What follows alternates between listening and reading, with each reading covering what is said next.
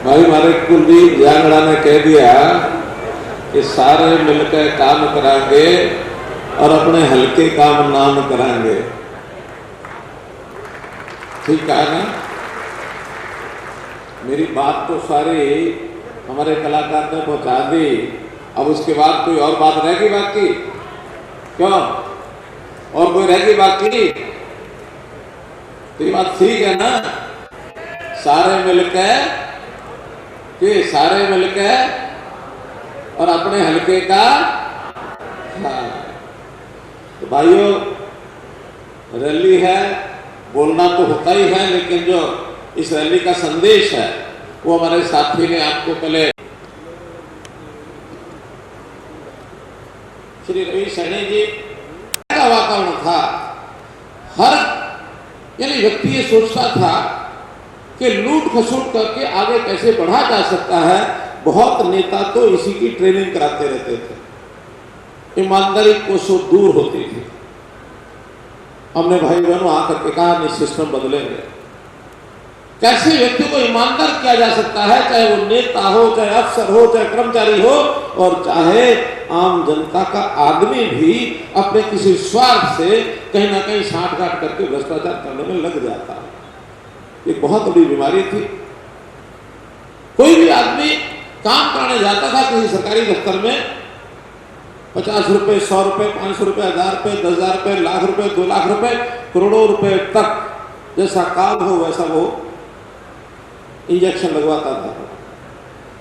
दुनिया दुखी थी। जैसे तैसे काम तुम करवाते थे, मजबूरी हमारा काम होना चाहिए, लेकिन बोझ कटवाना एक आम बात थी।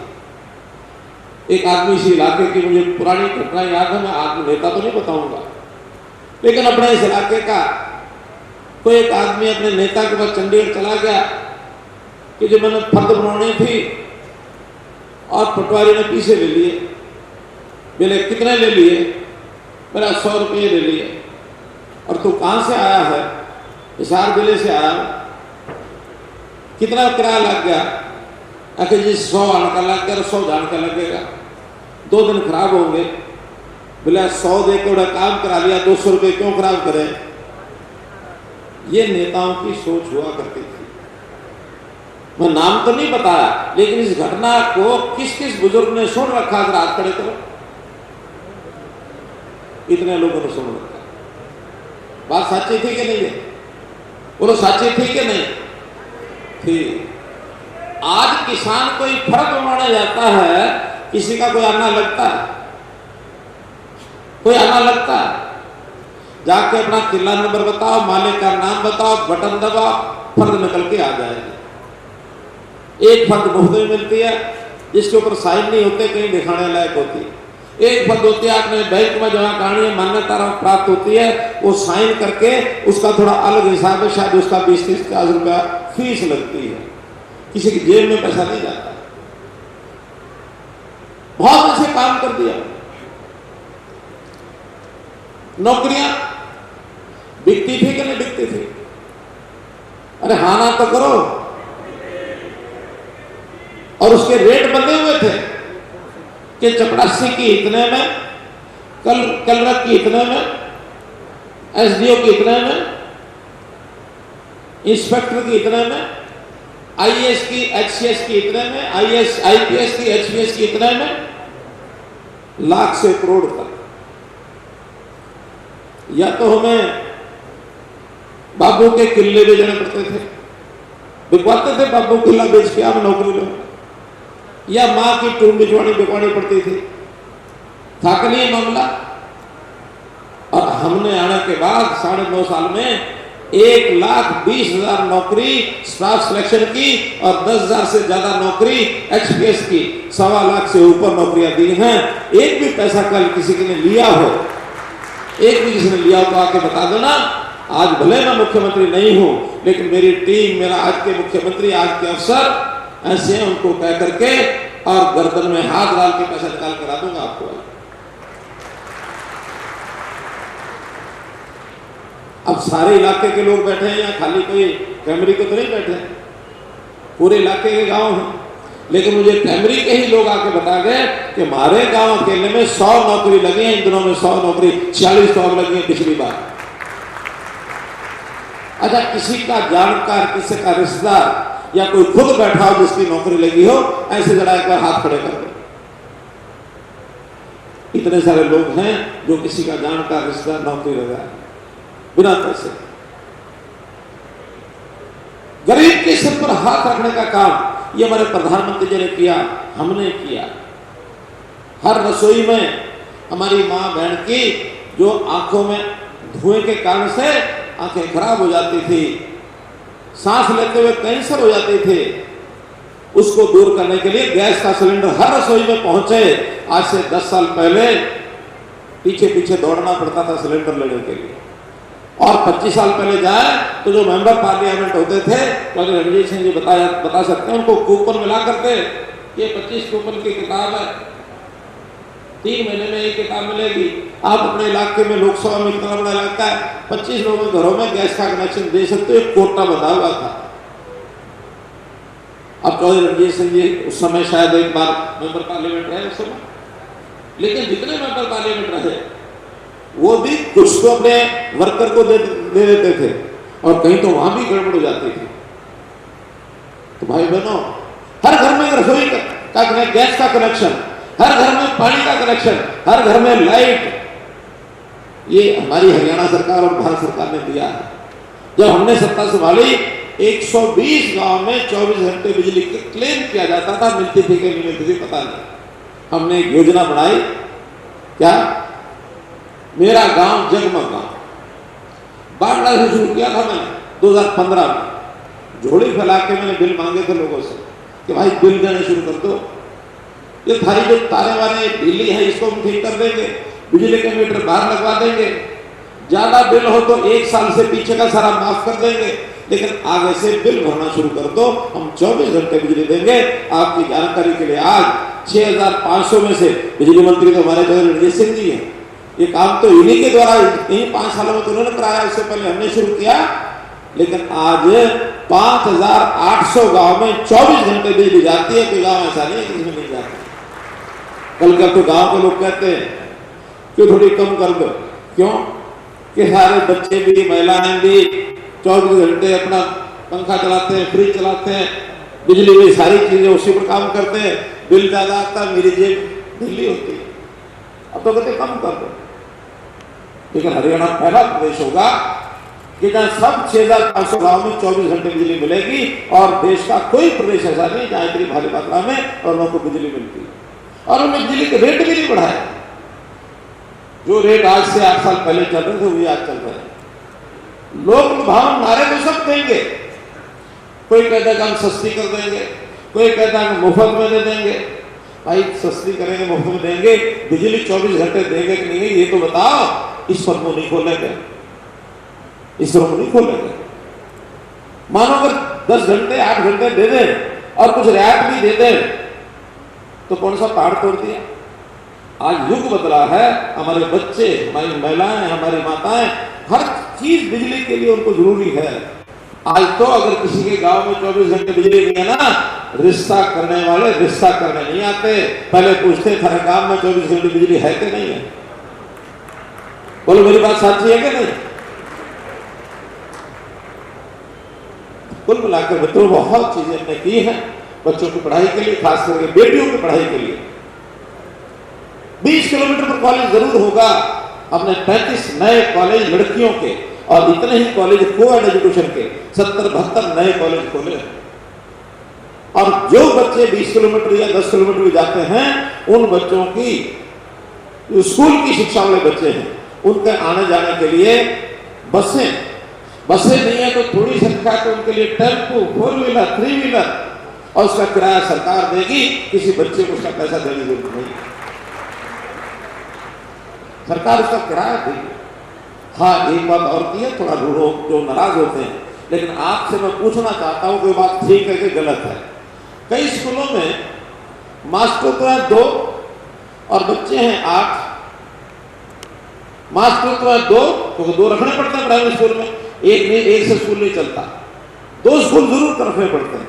बच्चे 5, बच्चे हैं 12।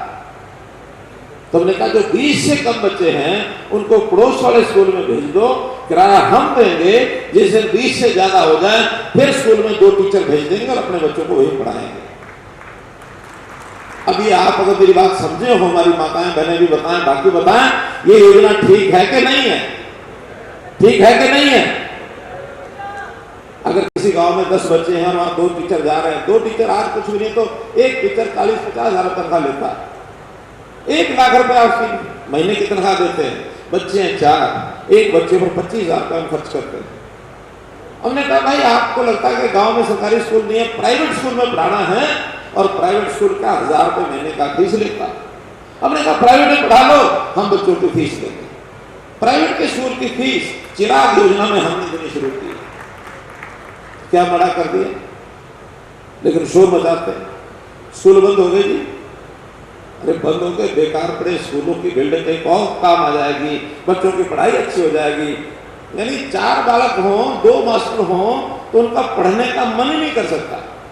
क्लास तो क्लास होती है, सब मिलकर के बच्चे खेलते हैं, हंसते हैं, कूदते हैं और 10-20 हों तो एक शरारत भी करते हैं। एक बच्चा होगा, 2 बच्चे होंगे तो क्या तो कर लेंगे। तो बच्चों का विकास भी अच्छा होता है सामूहिक जीवन में। मैं बात तो विस्तार से आपको बता रहा हूं, तो हमने छोटी छोटी चीजों पर ध्यान दिया है और सिस्टम बदले हैं 10 साल में। खेती के लिए, किसानी के लिए कितने काम किए हैं। पानी की कमी हो गई, अब मैं इस इलाके में इसलिए बता रहा हूं कि यहाँ पानी की कमी है। पानी बहुत डाउन चला गया, डार्क जोन हो गया। 100 फुट, 200 फुट, 300 फुट तक पानी चला जाता। और किसान क्या करता है, ट्यूबवेल लगाएगा, पानी निकालेगा, धान बोएगा। इस इलाके में धान बोना शुरू किया ना लोगों ने, थोड़ा किया। अब क्यों बोया, एक बार बो दो, बाद में उसको झाड़ लो, झाड़ के मंडी बेचा, काम करना नहीं पड़ता। पैसे ज्यादा बचे कम बचे वो बात नहीं, मेहनत करने से जी उड़ा के धान बोना शुरू कर दो। लेकिन ये पता नहीं है 1 किलो चावल बनाने में, धान के बाद चावल बनता ना, उसको छड़ के उसकी भूसी अलग करते हैं, चावल निकालते हैं। 1 किलो चावल के पैदा करने में 3000 लीटर पानी लगता है। 3000 लीटर पानी, पानी पहले ही कम है। हर साल एक पाइप नीचे डालना पड़ता है, 10 फुट का पाइप हर साल डलता है उसमें। सब ट्यूबवेल वाले बैठे हैं, बता दो नहीं डलता होता। हमने निवेदन किया भाई धान बोना छोड़ दो, बिना धान बोए कोई और फसल बोलो, हम आपको 7000 रुपये साल का, उसके बदले में आपको एक मुआवजा देंगे। धान के बदले दूसरी फसल बो दो, 7000 रुपये दे देंगे साल का। और 1 लाख एकड़ पर ये बदल हुआ भी, 1 लाख एकड़। मकसद क्या है? मकसद है पानी बचाना। पानी बचा के मुझे क्या करना, मुझे तो 6 लीटर पानी दिन में पीने के लिए और 30-40 लीटर 50 लीटर पानी नहाने धोने के लिए। घर में कोई जहां 2 नौकर रहते हैं, सफाई करते हैं, 50 लीटर उनको काम आएगा। एक आदमी को 135 लीटर काम आता है दिन में। और अगर 3000 लीटर 1 किलो चावल मानो 5-7 दिन में मैंने खाया हो तो 3000 लीटर पानी बचाया, मैंने अपना पानी की सुरक्षा तो कर लिया। हमारे बच्चों के लिए पानी चाहिए, आने वाली पीढ़ी के लिए। जमीन जो है वो तो हम दे जाएंगे, लेकिन बंजर लेके जाएंगे, पानी नहीं लेके जाएंगे। जहाँ जमीन विरासत है वहां पानी भी विरासत है, अगली पीढ़ी के लिए पानी भी लेके जाओ मेरे भाइयों, हमारी अपील पर काम करो। अब लोग कहते हैं आप इलेक्शन के दिनों में बातें याद करा रहे हो, क्यों करा रहे? भाई इलेक्शन हो ना हो, हम तो समाज के भले के लिए काम करते हैं, इलेक्शन के लिए, वोट के लिए काम नहीं करते हैं। और ये विपक्षी पार्टियां हैं, ये हर किसी को वोट का बैंक मानते हैं कि गरीब आदमी है, गरीबी हटाओ, गरीबी हटाओ। कांग्रेस के 55-60 सालों में नारे देते रहे गरीबी हटाओ, लेकिन गरीबी हटाई नहीं कभी किसी ने। इसे कहते हम न्याय की बात करते हैं, क्या न्याय की बात करते हैं? गरीब की गरीबी हट जाती तो न्याय था। आज देखो नीति आयोग ने एक रिपोर्ट छापी है, क्या कि देश के 20 करोड़ लोग और ये जो बीपीएल का रेखा है जो 1,20,000 है, उससे बाहर हो गए, उससे ऊपर आ गए, उनकी आमदन बढ़ गई है। जिसमें हरियाणा के भी 14 लाख लोग हैं।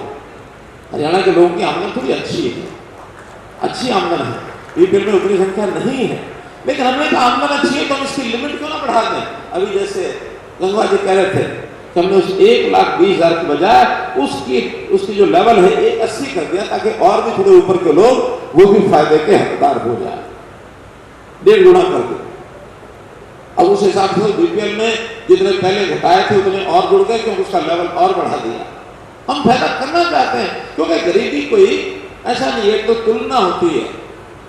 जो कम पैसा कमाता है वो गरीब है, जो ज्यादा पैसा कमाता है वो गरीब नहीं है, यही तो है। अगर ज्यादा वाले ज्यादा हो जाए तो उन्हें और थोड़ा सा जोड़ेंगे तो गरीबी रेखा के नीचे और भी लोग आएंगे, उनको फायदा देंगे। आज हमने कौन आदमी किस योजना का पात्र है, कौन हकदार है, उसके हकदार को चक्कर नहीं काटने पड़ते कि अपनी एप्लीकेशन लेके जाएगा और जाकर के दरवाजे पर खड़ा होगा और वहां चक्कर काटेगा। नहीं, हम उसके घर पहुंचते हैं, तेरी आमदन कम है, तू बीपीएल में है, तेरा राशन कार्ड, तेरा आयुष्मान का कार्ड, तेरा और भी जो फायदा है वो तेरे घर बैठे मिलेगा, खाली एक साइन कर दे। आज जो बुजुर्ग हो जाते हैं 60 साल के, 60 साल के बुजुर्ग को पहले धक्के खाने पड़ते थे, कई साल पेंशन नहीं पड़ती थी जिसका उसको जानकार ना हो, राजनीतिक आदमी के चक्कर काटने पड़ते थे। हमने कहा नहीं, हमारे पास पूरा डाटा लेखा जोखा है हर परिवार का, हर आदमी का। आज के डेट में हरियाणा में 2,82,06,995 लोग, ये हरियाणा की जनसंख्या है। अभी हमको पता है, क्योंकि ये मेरा परिवार है, परिवार के सब लोगों की संभाल करना मेरा काम है।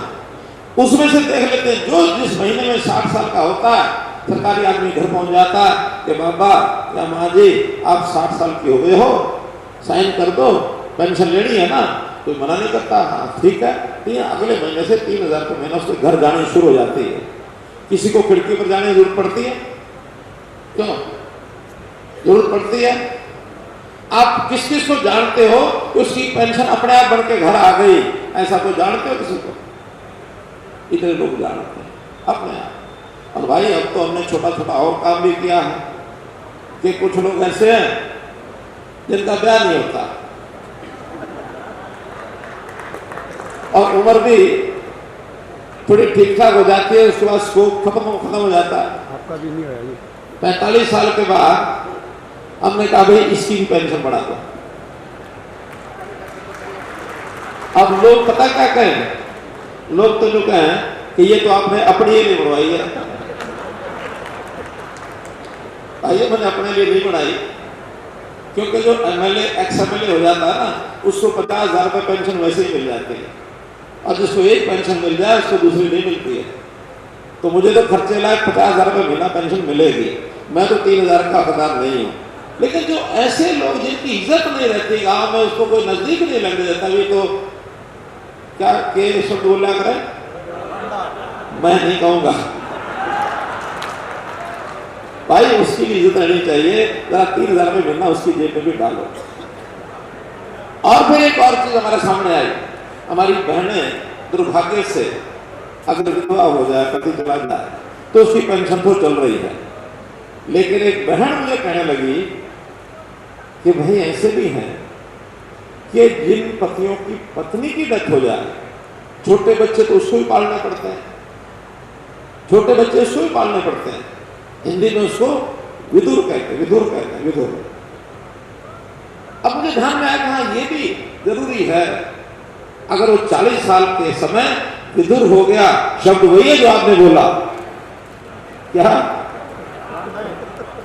अगर वो दोबारा शादी नहीं कराएगा उसको भी 3,000 का महीना पेंशन मिलेगी।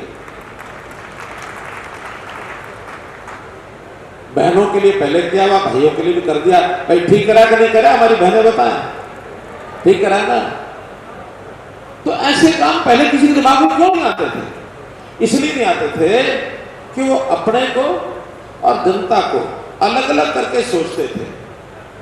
एक परिवार उनका होता था, खून रिश्ते का परिवार, माँ बाप का, बेटे बच्चे, भाई बहन, पिता माता, ये उसका परिवार होता था, कुटुंबा होता था। लोग हमें कहते हैं कि आपको क्या पता, आपका तो परिवार ही नहीं है। मैंने उस समय कहा था कि मेरे मन में इतने जज्बात हैं, मेरे मन की भावना है कि हरियाणा के 2,82,00,000 लोग, ये सारे मेरे बहन भाई हैं, ये सारा मेरा परिवार है। और मैं इन परिवार के सदस्यों को लेखा जोखा रखता हूं।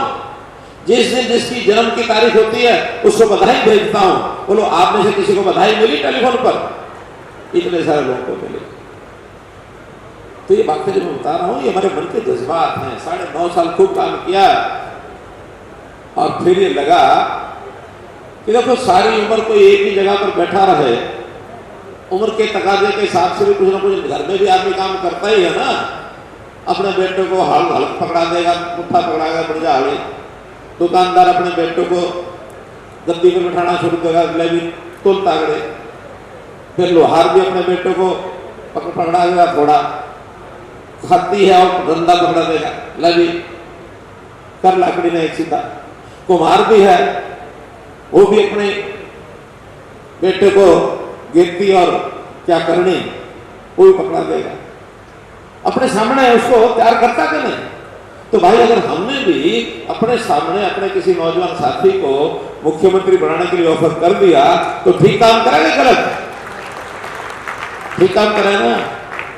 अपने हाथ से कुर्सी पर बैठाया और पीछे खड़ा कि कोई बात जो हमने चालू की थी उसमें कमी नहीं आएगी, क्योंकि नए आदमी को सीखने में टाइम लग जाता। बात भी हत्था पकड़ा के हाड़ी का उसके साथ चलता, कदे फाड़ी बड़ा पता लग जाए करता है ना। वो सिखाता उसको भाई खूब नो काट, सीधा काट,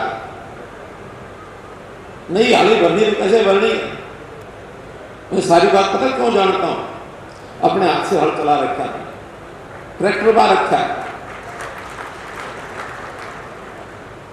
एक बड़े गांव का मेरा जन्म है, दूसरे गांव में मेरा जहाँ खेत थे वहां मैंने खेती करी, फिर पढ़ाई करी साथ साथ, फिर दिल्ली में दुकान करी, फिर एक फैक्ट्री लगाई, फिर समाज सेवा की। एक बहुत बड़ी फैक्ट्री में मैंने फिर उसका करोड़ों रुपए का बिजनेस वो भी उसके साथ वो कराया, उसकी मदद करी। और आपके सामने पार्टी का काम करते जब मुझे कहा कि भाई एक मुख्यमंत्री बन के और जनता की सेवा करो, सेवा वास्ते करी हमने सब, सत्ता भोगने वास्ते नहीं कि लूटो खुचुटो जेल में डालो। जितने लोगों ने ये सब काम किए सब उनके सामने आ रहे हैं। किसी के ऊपर सीबीआई के केस, किसी के ऊपर ईडी का केस, कोई पुलिस का केस, कोई हाई कोर्ट में, कोई सुप्रीम कोर्ट में, कोई सलाखों के जेल में पड़ा। ये शुद्ध सात्विक जीवन हर किसी को बिताना चाहिए, उसके लिए मैं लगा हूं और अपने साथियों को भी उसी लाइन पर लेकर के आ रहा हूं। एक जिम्मेवारी उसको मैं निभा रहा हूं। इन सब चीजों को आगे अगर बढ़ाना है, 10 साल हो गए हम लोग को ये काम करते हुए नरेंद्र मोदी जी को, और चाहे हमने स्टेट में किया है। इस 10 साल के हर 5 साल का लाइसेंस लेना होता। किससे लेना होता? आपसे लेना होता। ये लाइसेंस रिन्यू कौन करता है? कौन करता है इस लाइसेंस को रिन्यू? जनता करती है। तो अगले 5 साल का लाइसेंस खाली रिन्यू नहीं कराना, लेकिन गोल्डन अक्षर, सुनहरी अक्षरों में लिखवाना है आप लोगों से। लिखोगे ना? लिखोगे ना?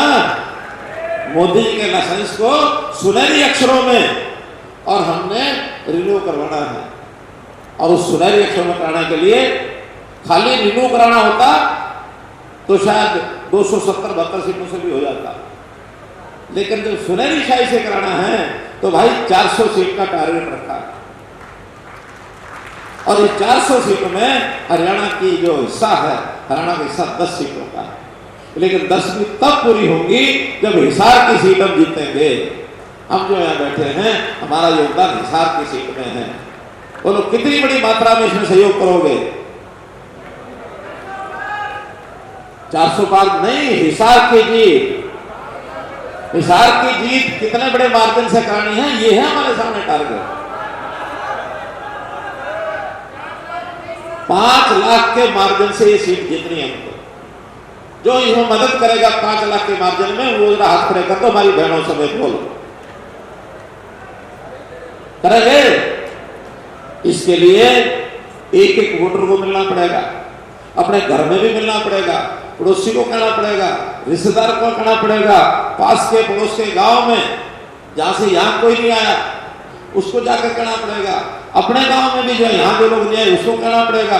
पूरा गांव का गांव अगर फैसला कर लेगा तो जैसे हमने विधानसभा में उनको स्पेशल ग्रांट दी थी पंचायतों के अंदर, जो पंचायतों में सर्वसम्मति से करेगा उसको पैसे दिए थे। अब इस लोकसभा में, विधानसभा, राज्य विधानसभा में तो कोई वैसी योजना नहीं है, लेकिन जो करेगा वो भुलाया नहीं जाएगा। वो जरूर उसको भी जब कभी अवार्ड मिलना होगा तो ऐसे गांव की पहचान करेंगे जो पूरा 100% या 90-95% वोट दे करके भारतीय जनता पार्टी के माध्यम को बड़ा करेगा। तो मान लो, पहले तो कैमरी गांव के लोग हाथ खड़ा करो कि ठीक है, बहुत बढ़िया। और कौन सा गांव, बड़ा गांव?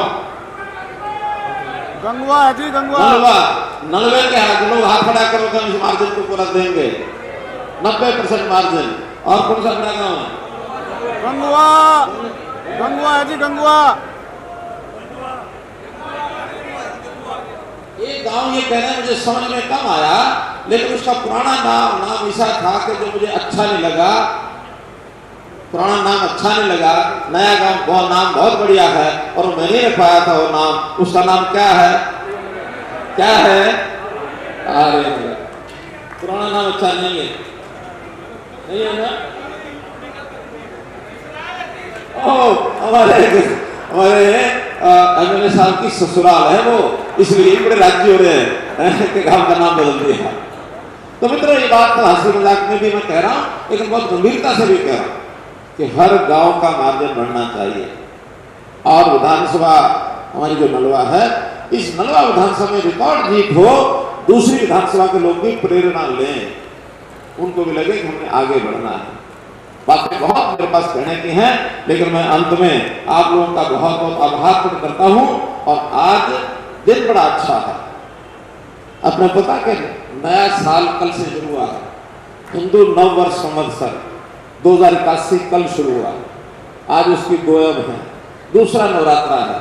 तो आज इस दूसरे नवरात्र के अवसर पर हम एक संकल्प लें कि भारतीय जनता पार्टी के वोटों की बढ़ोतरी कराएंगे और बड़े माध्यम से हम अपने प्रत्याशी चौधरी रणजीत सिंह चौटाला जी को बड़ी जीत दिलाएंगे। इस संकल्प को करते हुए आपका मैं बहुत बहुत धन्यवाद, बहुत बहुत आभार व्यक्त करता हूँ। बहुत बहुत धन्यवाद।